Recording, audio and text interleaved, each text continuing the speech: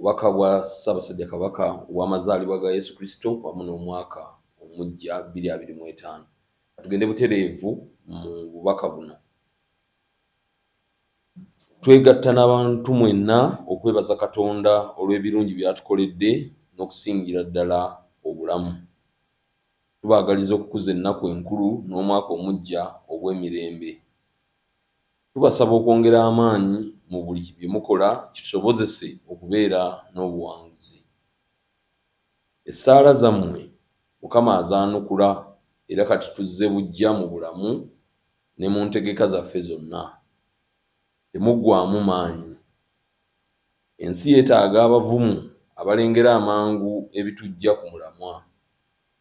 Abavubuka tubakubiriza obutassa kintu kyonna mu nkola nga temwetegerezza oba okwebuuza ku bantu abakulu.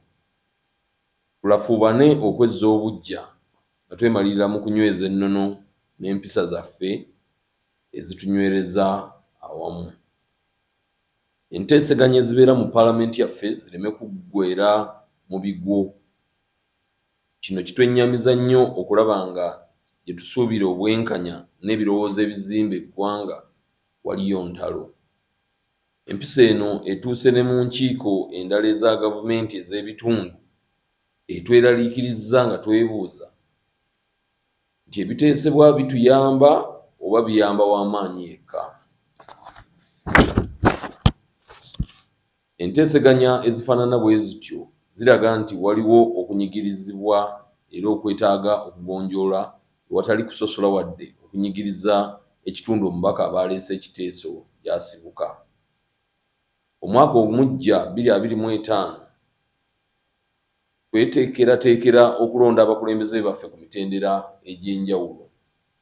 Tubasaba okwenyigira mu nteekateeka zino kyokka nga temwerabidde nti twagala abakulembeze abalina omwoyo gw'eggwanga era banaatambuza obwakabaka bwaffe mu Uganda ey'awamu.